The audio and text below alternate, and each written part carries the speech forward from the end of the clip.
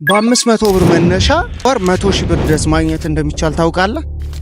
በጭራሽ አላውቅም። ተሰርቆ ከሆነ አው እንጂ በሌላ ነገር አላውቅም። ምን አይነት አንተ ታውቃለህ? እንደዚህ ይቻላል? አረ እንደዚህ አይነት ነገር ሰምቼ አላውቅም። እኔ አላውቅም። አረ እኔ አላውቅም። እንደዚህ ይቻላል እንዴ? ይቻላል እንዴ? እኔ እንጃ፣ እኔ አላውቅም። ወይ ይቻላል እንዴ? እንደዚህ ይቻላል እንዴ?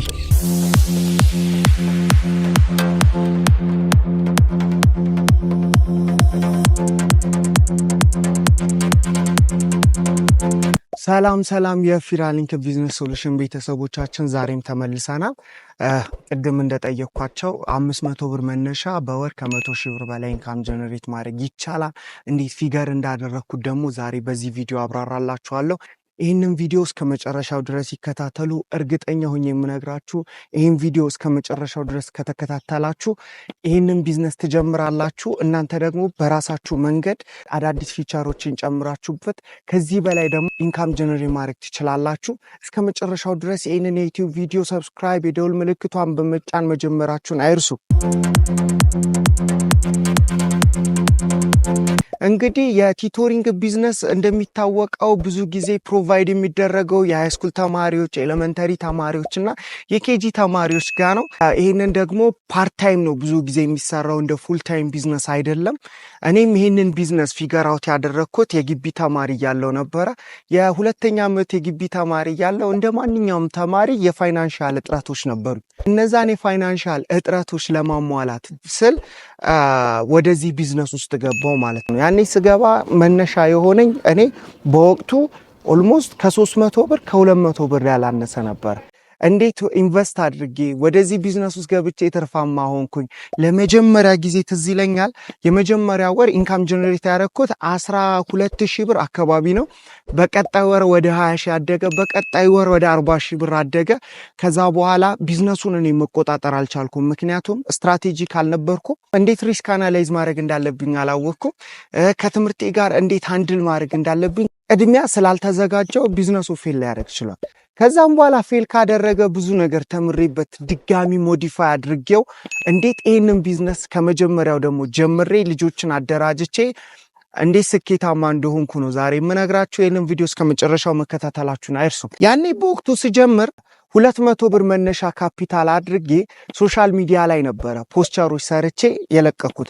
ያኔ ቲክቶክ እንዳሁኑ አልታወቀም። አሁን ላይ ቲክቶክ እንደሚታወቀው ለፕሮሞሽን አሪፉ መንገድና አሪፉ ፕላትፎርም ነው። በወቅቱ ደግሞ ፌስቡክ ነበር፣ ቴሌግራም ነበረ፣ በትንሹ ደግሞ ኢንስታግራም ነበር። ያው ኢንስታግራም ይታወቃል፣ ነገር ግን ታርጌት ኦዲየንሶቻችን ደግሞ ኢንስታግራም ጋር አልነበሩ። ምክንያቱም የኛ ታርጌት ኦዲየንስ የነበሩት ወላጆች ነበሩ። ወላጆች አይተው አምነውበት ሲያበቁ ነው ለልጆቻቸው ቲቶር እንዲሰጣቸው ሊያደርጉ የሚችሉት ማለት ነው። ስለዚህ ምን አደረግኩኝ? ፖስተር ካሰራው በኋላ ፌስቡክ ላይ፣ ኢንስታግራም ላይ እና ቴሌግራም ላይ መልቀቅ ጀመርኩኝ። ከዛም ሰዎች ኮንታክት ማድረግ ጀመሩ። እንዴት ነው ሰርቪስ፣ እንዴት ነው የምታስከፍለው፣ መች ይመችሃል፣ ሰፈራችን ይሄ ነው፣ ሎኬሽናችን ይሄ ነው፣ እዚህ ነው መተህ ቲቶር የምታደርገን። ይሄንን ኖርማሊ ተግባባን። ያኔ ሲጀምር ፐር ሃወር 150 ብር ነበር የማስከፍለው። ከዛ አንድ ቤተሰብ ያስኩኝ። ከዛ በኋላ እነዛን ቤተሰብ ያሉ 3 ልጆች ነበሩ። 3 ልጆችን ቲቶር በማድረግበት ወቅት ፐር ሃወር እስከ 150 ብር ድረስ አስከፈላቸው ነበረ። እነዛን ልጆች እያስጠናው ቤተሰቦች፣ ወላጆች የልጆቻቸውን ለውጥ ያያሉ። የደረጃ ተማሪ አልነበሩም፣ የደረጃ ተማሪ ሆኑ። ትምህርትን በቀላሉ እንዲረዱት ማድረግ ቻልኩኝ። ባረኩበት ወቅት ወላጆች ለሌላ ቤተሰብ ደግሞ እኔ ሪከመንድ ማድረግ ጀመሩ። እንደዚህ ጥሩ አስጠኝ ነው፣ ልጆቹን በሚያስጠናበት በቀላሉ አንደርስታንድ ያደርጋሉ፣ እሱን ብትጠቀሙ ደግሞ አሪፍ ነው በማለት እንደዚህ አይነት ሪከመንዴሽኖች ነበሩና እንን ይዘን ሌሎች ቤተሰቦችን፣ ሌሎች ወላጆችን ማርኬቲንግን እያሰፋው በምቀጥልበት ወቅት የሆነ ጊዜ ላይ በጣም ኦቨር ቢዚ ሆንኩኝ። ለልጆች መቅረት ጀመርኩኝ። መቀጠል አልቻልኩም። መጀመሪያው ነገር ይሄንን ቢዝነስ መስራት የነበረብኝ ስትራቴጂ አውጥቼ በቃኝ ማለት ለምጄ፣ ለምሳሌ 2 ቤተሰብ ከያዝኩኝ 2 ቤተሰቦቹን ይዤ ሌሎች የቀሩትን ደግሞ ለሌሎች ሰዎች ማስተላለፍ ነበረብኝ። ከስሬ ደግሞ ሌሎች ልጆችን መያዝ ነበረብኝ አስጠኝ የሆኑ ማርኬቱ ዴማንዱ በሰፋና ፍላጎቱ ወደኔ በመጣ ቁጥር ሁሉንም ሃንድል ለማድረግ መሞከሬ አንደኛ የመጀመሪያው ትልቁ ስህተት ነው። የሁሉንም ፍላጎት በአንዴ ሳትስፋይ ማድረግ ስለማይቻል ማለት ነው። ከዛ ምን አደረኩኝ? ይህንን አንዱን ቤተሰብ ብቻ በመያዝ ስትራቴጂ መንደፍ ጀመርኩ።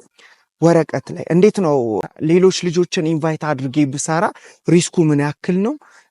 እንዴት ኢንካሙን ኮሌክት ማድረግ እችላለሁ?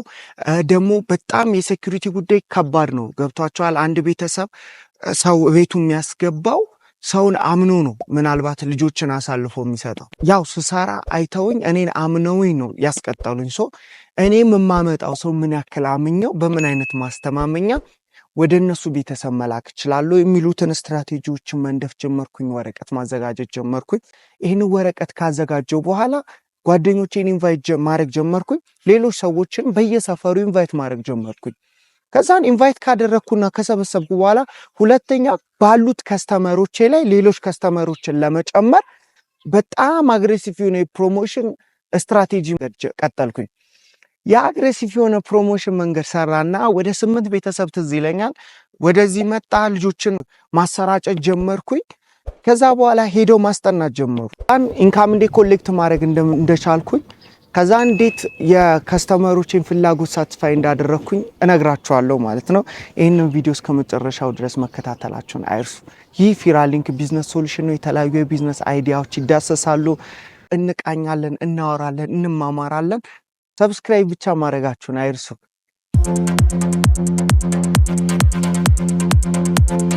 እንግዲህ የመጀመሪያው ቢዝነሱ ለመጀመር ምን ያስፈልጋሉ የሚሉትን ሐሳቦች እንቃኛለን። የመጀመሪያው ለፕሮሞሽን የሚሆን የተወሰነች ብር ያስፈልገናል። ሁለተኛ ደግሞ ዕውቀት ያስፈልገናል። እውነት ነው። ምክንያቱም ዝም ብለን አይደለም ሄደን የምናስጠናውን ነገር በትንሹም ቢሆን ማወቅ መቻል አለብን። በተለይ የሃይስኩል ተማሪዎች ይህንን ቪዲዮ ብታዩ ሪከመንድ ምን እንደሚያስፈልግ ስታውቁ ነው በቀላሉ ቢዝነሱን አንደርስታንድ አድርጋችሁ ወደዚህ ቢዝነስ ውስጥ ገብታችሁ መስራት የምትችሉት። የመጀመሪያው ዲማንዱን እናያለን። ለምሳሌ እናንተ በምትኖሩበት አካባቢ ላይ ከ3 ከ4 ያላነሱ ቤተሰቦች ይህንን ሰርቪስ ይፈልጉታል። ለልጆቻቸው ታማኝ የሆነ አስጠኚ፣ ዕውቀት ያለው በትክክል ልጆቹን ዶሚኔት ማድረግ የሚችል ማስጠናት የሚችል ልጅ ይፈልጋሉ፣ ሰው ይፈልጋሉ። ሁለተኛው ደግሞ ቤተሰቦቻቸው ምን እንደሚፈልጉ፣ ለምሳሌ እናንተ ሄዳችሁ ልጆቻቸውን ስታስጠኑ በትክክል አንድ ቤተሰብ ለልጁ ምን ይፈልጋል የሚለውን ማወቅ በጣም አስፈላጊ ነው። ሶስተኛው ደግሞ ማወቅ ያለባችሁ ፔመንት ተርማችሁን እንዴት ማስተካከል እንዳለባችሁ ነው። ፔመንት ተርም ስንል ፐር ሃወር ምን ያክል እንደምታስከፍሉ ግልጽ የሆነ ነገር ማስቀመጥ መቻል አለባችሁ። ሌላኛው ደግሞ ታርጌት ኦዲየንሶቻችሁን ወይንም ታርጌት ከስተመሮቻችሁን እንዴት መድረስ እንዳለባችሁ ስትራቴጂ ወይንም ፕሮሞሽናል ስትራቴጂ ሊኖራችሁ ይገባል። ዲማንዱ ስናጠናው ብዙ ጊዜ ቤተሰቦች የሚፈልጉት አንደኛ ታማኝ የሆነ፣ ሁለተኛ የምር ዕውቀቱ ያለው፣ ሶስተኛ ደግሞ በአካባቢያቸው ቅርብ የሆነ ፍሌክሰብል የሆነ የማያረፍድ። ያው የታማኝነት አንዱ መገለጫ ነው። ፕሮሞሽን ደሞስት ነው። በሁለት አይነት መልኩ ፕሮሞሽን መስራት ትችላላችሁ። የመጀመሪያው ላይክ በአይፒ አድሬስ ሶሻል ሚዲያ ላይ ቡስት በማድረግ አድቨርት በማድረግ፣ ሁለተኛው ደግሞ ሶሻል ሚዲያዎቻችሁን ከፍታችሁ በቪዲዮ መልክ ሊሆን ይችላል፣ በጽሁፍ ሊሆን ይችላል፣ በፖስቸር አይነት መልኩ ሊሆን ይችላል። ፕሮሞሽን ሶሻል ሚዲያ ላይ በአይፒ አድሬስ እንዲደርስ አድርጋችሁ መስራት ትችላላችሁ። መጨረሻው ነገር ደግሞ ፕሪንቲንግ ፕሮሞሽን ነው። ፍላየሮችን አሳተማችሁ ሰፈራችሁ አካባቢ ላይ ፔስት እያደረጋችሁ መስራት ትችላላችሁ። ቢልቦርዶችን ማዘጋጀት፣ ትምህርት ቤቶች አካባቢ ላይ እንደዚህ አይነት ፕሮሞሽን የለጠፋችሁ እንደ ማስታወቂያ መስራት ትችላላችሁ። ሌላኛው ደግሞ ኮላቦሬሽን ነው። ይህ ኮላቦሬሽን የሚረዳችሁ መቼም የታርጌት ኦዲየንሶቻችሁ መርጅኑ በጣም ሰፊ ስለሚሆን እነዚህን ሰዎች ማግኘትን የምችሉባቸውን መንገዶች መቃኘት በጣም አስፈላጊ ነገር ነው። ኮላቦሬሽን ስትሰሩ አንደኛ ከትምህርት ቤት ጋር መስራት ትችላላችሁ። ሁለተኛ ነገር ደግሞ አካባቢ ላይ ካሉ ቤተክርስቲያኖች ሊሆኑ ይችላሉ፣ መስጊዶች ሊሆኑ ይችላሉ። እንደዚህ በማውራት እናንተ በምትቆዩበት ኮሚኒቲ ውስጥ ያሉትን እነዚህን ዲማንዶች አጥርታችሁ እናንተ ደግሞ ለዛ ዲማንድ ሰርቪሳችሁን ፕሮቫይድ እያደረጋችሁ ኢንካም ጀነሬት ማድረግ ትችላላችሁ። ይህንን ምላችሁ ላይክ ቀኑ ሙሉ ሳሰሩ አንድ ቤተሰብ ደግሞ ምናልባት አንድ ልጅ ላይኖሩ ይችላል። 2 ልጅ ሊኖር ይችላል። ስለዚህ ለአንዱ ልጅ ይሄኛውን ያክል ካስከፈላችሁ 2 ልጅ ሲሆኑ ደግሞ 100 ብር ዲስካውንት አድርጋችሁ በሰዓት 300 የነበረውን 500 ብር ብታስከፍሉ በሰዓት 500 ብር ብታስከፍሉ ከዚህ በላይ ኢንካም ጀነሬት ማድረግ ትችላላችሁ። ከ500 ብር ባነሰ ካፒታል ከ100 ሺህ ብር በላይ ኢንካም ጀነሬት ማድረግ ትችላላችሁ በዚህ መንገድ ማለት ነው።